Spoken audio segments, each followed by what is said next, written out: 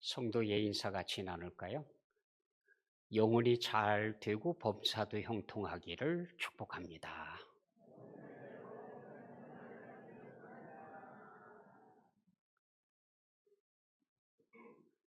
완연한 봄 기운입니다. 얼어붙었던 겨울이 지나고 날씨가 풀려지는 환절기.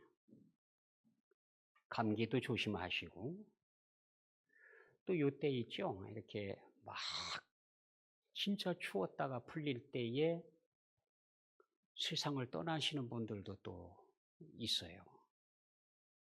어느 교회 이야기입니다. 그해 따라 유난히 많은 분들이 떠나시는 거예요.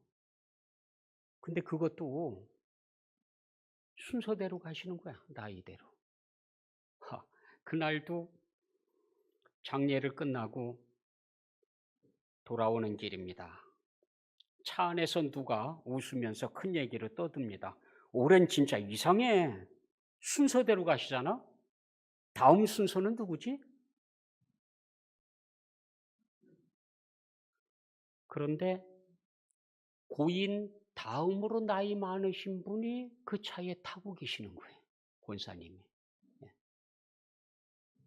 권사님 옆자리에 앉아있던 사람이 아이고 권사님이네.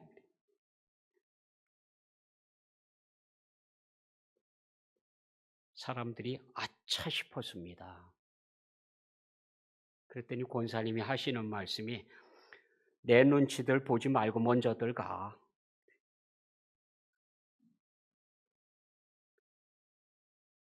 가는 데는 순서가 없어요.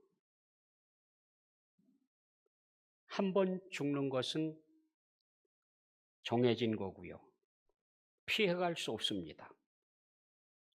그런데 그게 갑자기 닥쳐요. 정말 진지하게 준비하고 살아야 됩니다. 우리는 당장이라도 무슨 일을 만날는지 모르고 살고 있습니다. 그게 인생이에요. 다니엘서에 보면 벨사살 왕의 기록이 나옵니다. 바벨론의 벨사살 왕, 귀족 1000명을 데려다가 잔치를 베풀어요. 귀족들이 1000명이 넘을 정도면 그 나라가 얼마나 큰 나라예요. 예, 얼마나 힘 있는 나라예요.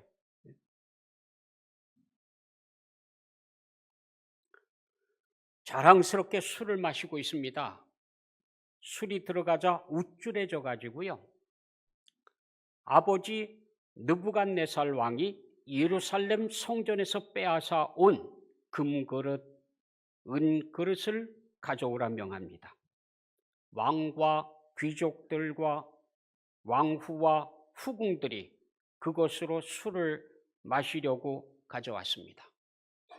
그리고는 술을 따라 마시면서 술기운에 우상들을 찬양했습니다.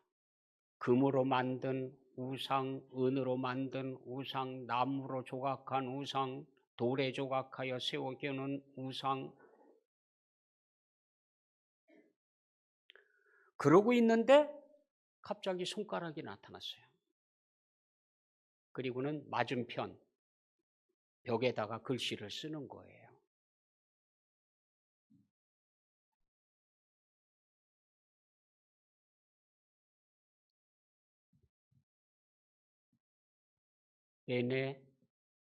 메네 데겔 우 바르신.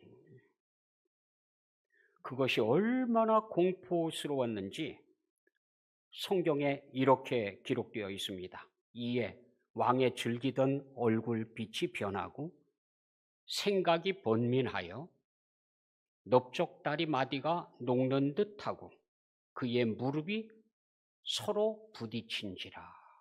덜덜덜덜덜덜 떨었죠. 예. 똑똑하다는 사람 다 불러세웁니다. 지혜자들 불러옵니다. 저것 좀 해석해라. 저게 무슨 뜻이냐? 아무도 해석을 못해요. 답답합니다. 그때 왕후가 다니엘을 추천합니다. 당신의 아버지 때에 데리고 온 다니엘이라고 하는 사람이 신의 감동을 받은 사람이라 그 사람이 오면 해석할 것 같습니다. 다니엘 빨리 불러와라. 다니엘이 왔어요.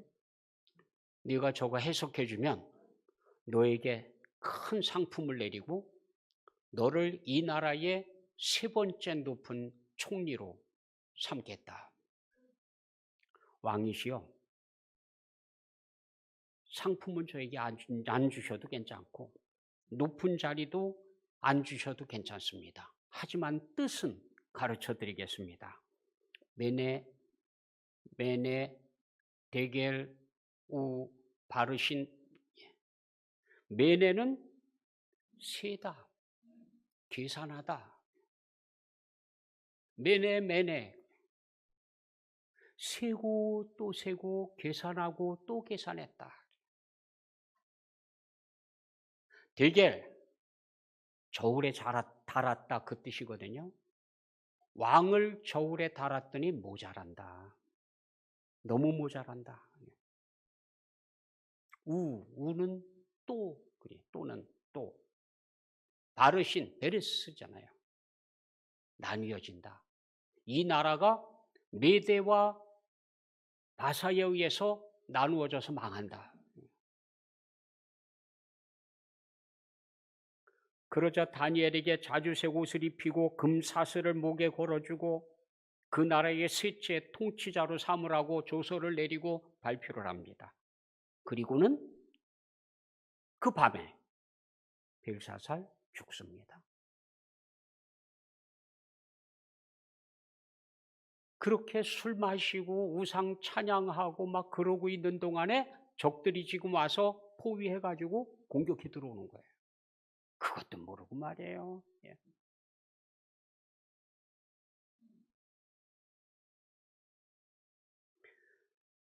하나님의 저울에 달려서 부족함이 드러난 결과입니다. 죽는 줄도 모르고 분주하게 이것도 하고 싶고 저것도 하고 싶고 이것도 준비하고 저것도 준비하고 분주한 벨사살. 여러분은 하나님의 저울에 달릴 준비가 되셨습니까? 벨사살 왕의 아버지 느부갓네살 왕은 남왕국 유다를 쳐들어가서 멸망시킨 왕입니다.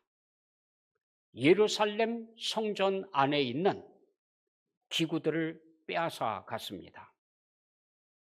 사실은 히스기야 왕 때에 예견되어진 일이에요. 히스기야가 죽을 병에 걸렸었잖아요. 근데 나았어요. 바벨론에서 사신을 보냅니다. 그때에 히스기야 왕이 우쭐해가지고요.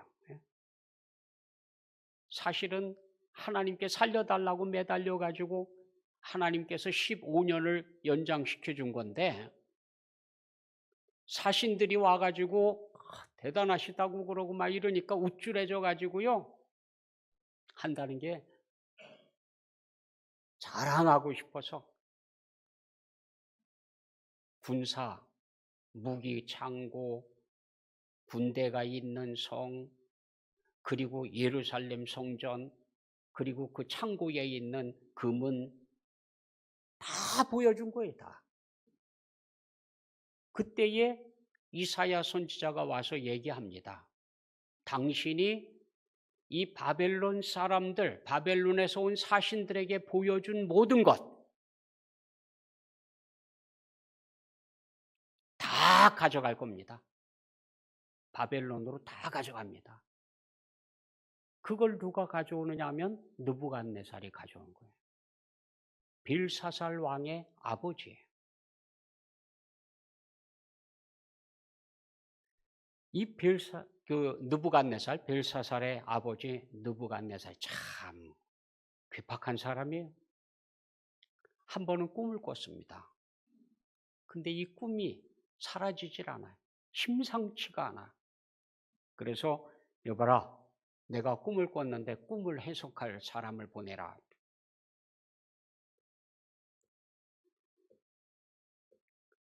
그러면서 한다는 얘기가 내가 꿈이 뭔지 가르쳐 주지는 않겠다. 내가 무슨 꿈을 꿨는지 알아맞추고 그 꿈의 의미를 해석해라. 그래야 내가 믿겠다. 왕이시여, 이제까지 그런 적은 없습니다. 어떤 왕도 그걸 요구한 적이 없습니다. 아니, 꿈을 말씀을 해 주셔야 그 꿈을 해석해 드리지. 아니, 무슨 꿈을 꿨는지 말도 안 하고 어떻게 그걸 해석하라는 겁니까? 잔소리 말아라. 너희들이 거짓말을 늘어놓으려고 그러지? 진짜 꿈의 의미를 알 것 같으면 무슨 꿈인지도 알아야 내가 믿지. 참 답답하죠. 예. 그건 사람이 할 수 있는 일이 아닙니다. 못합니다. 신이래야 가능합니다. 신이 아니고서 어떻게 그거 가능합니까? 왕이요, 화가 났어요. 노발대발합니다. 예? 아니, 이것들이 그동안 지혜자라고 무슨 뭐라고 자랑만 했지 아무것도 못하는 것들이. 여봐라, 지혜자들, 술객들, 박수들 다 죽여버려라. 몸을 쪼개고 집을 거름더미로 만들고 그냥 싹 제거시켜라.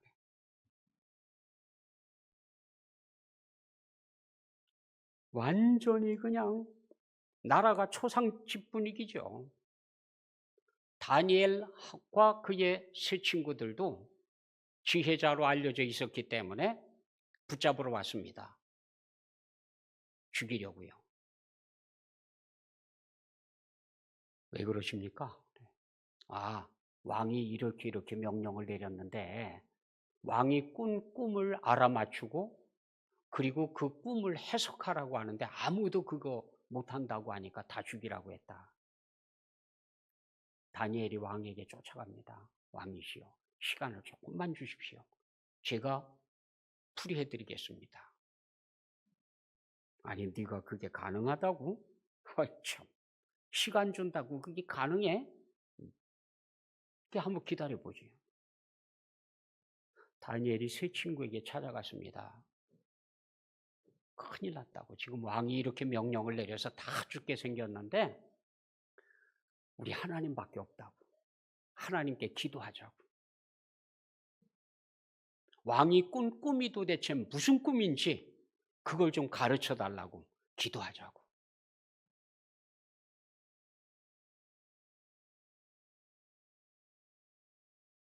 예수님도 중대한 일들을 할 때마다, 결정할 때마다 기도하셨다고 장면에 나와 있어요. 힘써 기도하신 후에 결정을 하시고 했습니다. 기도를 잊지 말아야 돼. 기도. 우리는 기도할 수 있거든요. 기도가 있거든요. 기도할 수 있는데 왜 걱정하십니까?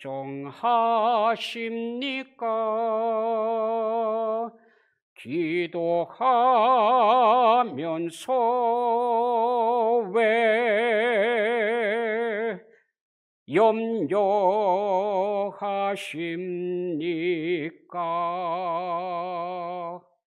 기도할 수 있는데 왜 걱정할까요? 기도하면서 왜 염려할까요? 우리에게는 기도라고 하는 무기가 주어져 있어요. 이 땅의 일이 막히고 길이 보이지 않아요. 앞이 깜깜해요. 그래도 하늘을 향해 무릎 꿇고 하는 기도, 이건 막히지 않았어요. 열려 있습니다. 언제든지 열려 있습니다. 전기가 끊기고 핸드폰이 먹통이 되고 지하 수 킬로미터 아래에 갇혀 있다 하더라도 하나님의 보좌 앞에 나가는 길은 언제나 열려 있습니다. 하나님께서 열어놓으셨어요. 하나님께서 우리의 기도를 들으십니다.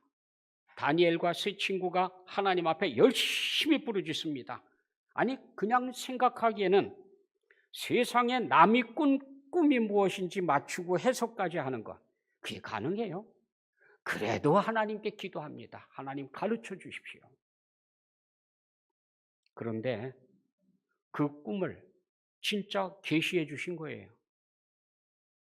이에 이 은밀한 것이 밤의 환상으로 다니엘에게 나타나 보임에 다니엘이 하늘에 계신 하나님을 찬송하니라. 할렐루야, 할렐루야. 우리 하나님은 이런 하나님이에요. 다니엘이 왕 앞에 나갔습니다. 왕이시여, 왕이 꾼 꿈은 이겁니다. 아니 세상에, 큰 신상을 보셨죠? 머리는 금이고 그 다음에 은이고 그 다음에 동이고, 얘기하는 걸 보니까 소름이 돋지요. 진짜 봤네 저놈이. 진짜 내 꿈을 봤구나. 그래, 그게 무슨 뜻이냐? 예, 이게 세상의 역사입니다. 역사. 왕의 나라가 끝나고 나면 이런 나라가 일어서고, 그 다음에 끝나고 나면 이런 나라가 일어서고, 역사예요, 역사.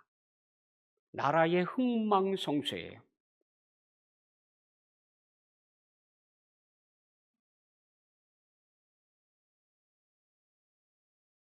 믿었죠. 아니 꿈도 맞췄는데 해석, 그 뜻을 받아들여야 될 거 아닙니까? 예. 겸손해졌습니다. 이야, 거기 보니까 이렇게 기록해놨어요. 이에 느부갓네살 왕이 엎드려 다니엘에게 절하고, 아니 왕이, 큰 나라의 대왕이 다니엘에게 절을 하고 명하여 예물과 향품을 그에게 주게 하니라. 왕이 대답하여 다니엘에게 이르되 너희 하나님은 참으로 모든 신들의 신이시요 모든 왕의 주제시로다. 네가 능히 이 은밀한 것을 나타내었으니 네 하나님은 또 은밀한 것을 나타내시는 이시로다. 야, 보니까 네가 믿는 그 하나님, 그 하나님이 진짜다. 진짜 신이다. 겸손해지죠, 하나님 앞에서. 그렇죠? 예.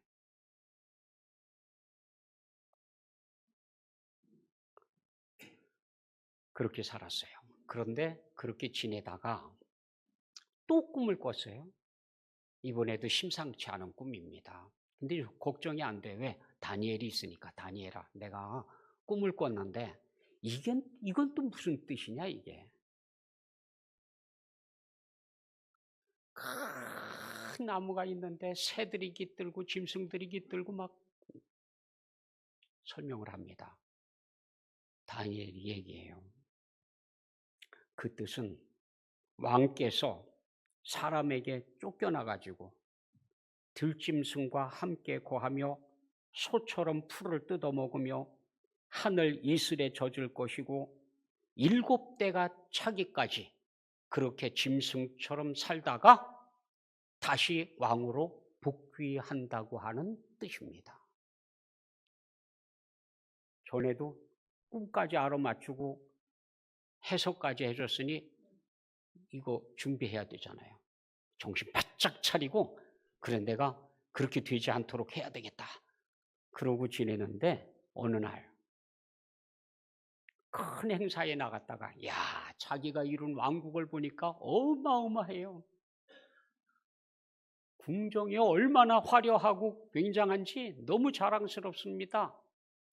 전부가 다 자랑스러워요. 그래서 다 이 전부를 내가 한 거야 이렇게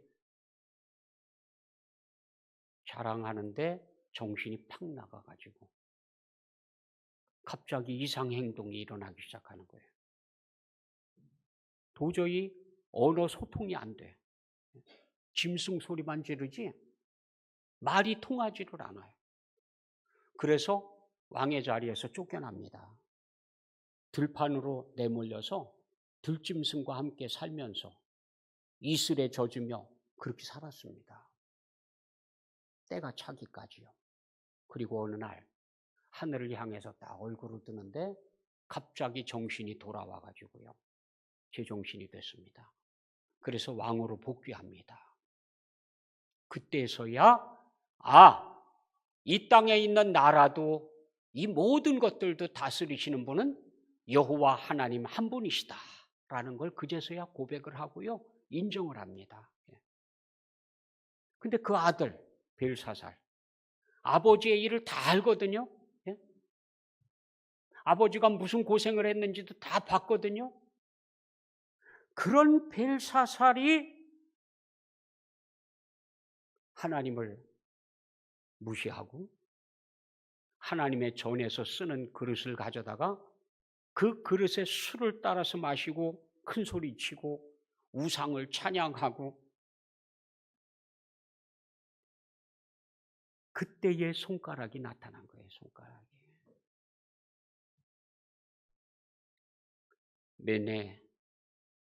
메네, 데겔, 우, 바르신. 하나님의 저울에 달았습니다. 모자라요. 하나님께서 세보시니까 형편없이 모자라요. 부족해요, 부족해. 그 밤에 나라가 적들에게 멸망당하고 그들이 기분 좋게 술 퍼마시고 하나님을 비웃고 우상을 찬양하는 동안 적들은 그 성을 에워싸고 공격해 들어왔습니다. 그 밤 왕은 죽임을 당합니다. 아니 자기가 그 밤에 죽임당할 줄 알았다고 하면 그렇게 행동했겠습니까? 더군다나 하나님을 비웃고 우상을 찬양하고 그런 짓을 했겠습니까? 그날은 누구에게나 갑자기 다가옵니다. 미리 알려주질 않아요. 갑자기 그날이 닥치는 거예요. 톨스토이의 단편집을 보면은 사람은 무엇으로 사는가라고 하는 이야기가 적혀 있습니다. 아주 짧은 글입니다. 내용은 이렇습니다. 날개 부러진 천사가 땅에 떨어졌는데 추락했죠? 못 올라가요. 날개가 없으니까 부러졌으니까. 그래서 구두 수선공이 돼서 구두를 어루만지고 있습니다. 구두를 고쳐주기도 하고 맞추기도 하고. 그런데 어느 날 굉장한 부자가 아주 고급 신발을 맞추기 위해서 가게에 들렀습니다. 사이즈를 재고 그러면서 막 얘기하는 거예요. 내가 돈은 달라는 대로 줄 테니까 멋지게 만들어라. 잘 맞게 만들어라. 만약에 조금이라도 문제가 생기면 너를 가만두지 않겠다. 사이즈를 다 재고 몇 번씩이나 재고 나서 이제 돌아갑니다. 그런데 이 구두 수선공이 구두를 만드는 게 아니라 죽은 시체에 신기는 신발을 만드는 거예요. 샌들을. 왜냐하면 이 부자는 구두 맞추고 그리고 집으로 가는 길에 죽거든요. 천사니까 알았죠. 몰라요, 몰라. 우리는 무슨 일을 만나는지 몰라. 왜 톨스토이가 이런 글을 썼을까요? 톨스토이가 우리에게 묻고 있습니다. 여러분은 떠날 준비가 됐습니까? 언제일지는 알고 있습니까? 몰라요. 앞날이 창창한 젊은이가 먼저 가기도 하고 나이 드신 분이 가기도 하고 순서가 없어요. 순서. 성경은 이렇게 말씀하십니다. 한 번 죽는 것은 사람에게 정해진 것이요 그 후에는 심판이 있으리니. 그냥 갑자기 죽음만 닥치는 게 아니에요. 그 후에는 심판이 있어요. 더 큰 문제가 기다리고 있어요. 계산을 해야 돼. 결산을 해야 돼. 결산을요. 하나님께서는 그동안 우리를 하나님의 저울에 달아보고 세시고 계산하고 계십니다. 그날을 어떻게 준비해야 할까요? 주님께서는 이런 이야기를 들려주셨습니다. 한 부자가 그 밭에 소출이 풍성하며 평소보다도 훨씬 많이 소출이 생겼어요. 걱정이 생겼습니다. 야, 이걸 어떡하지? 내가 가진 창고 다 합쳐도 저걸 다 못 집어넣을 텐데 저거 어떻게 하면 좋을까? 곰곰이 생각하다 그러면 되겠구나. 이거 다 부시고 재건축을 해야 되겠다. 재건축을 아주 크게 설계도를 만들고 건축을 하고 선반을 만들고 거기에 그냥 다 집어넣습니다. 차곡차곡 쌓아놓습니다. 다 들어갔습니다. 됐어. 이제 내 평생 동안 먹고 마시고 즐기자. 너무 만족했어요.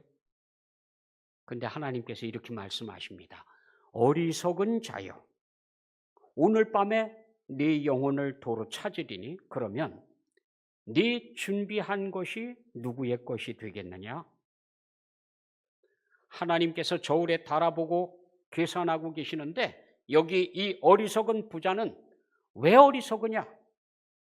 생명에 대한 진정한 가치가 무엇인지 몰랐어요. 우리 인생은 물질이 많으냐 적으냐로 평가받는 게 아닙니다. 누가 더 많이 갖고 있느냐로 평가받습니까? 아니에요. 그는 남아도는 물질의 가치나 용도에 대해서 눈감았습니다. 자기를 위해 쌓아두는 용도 외에는 다른 것으로 쓸 수 있다고 생각한 적이 없습니다. 그는 참으로 즐겁게 사는 길을 잘못 알았습니다. 창고를 늘리고 가득 채우게 되면 만족하고 즐거운 인생인 줄 알았습니다. 그런데 한번 생각해 봅시다. 자기를 위해 온갖 좋은 것들을 준비하고 쌓아두고 자, 이제 됐다. 이제 남은 평생 떵떵거리며 살아야겠다 하는 바로 그날 밤 하나님께서 오늘 밤에 네 영혼을 도로 찾으리니 정신이 번쩍 들지 않나요? 이제 준비 다 됐다. 실컷 놀고 여행 다니고 파티하고 그렇게 지내야 되겠다.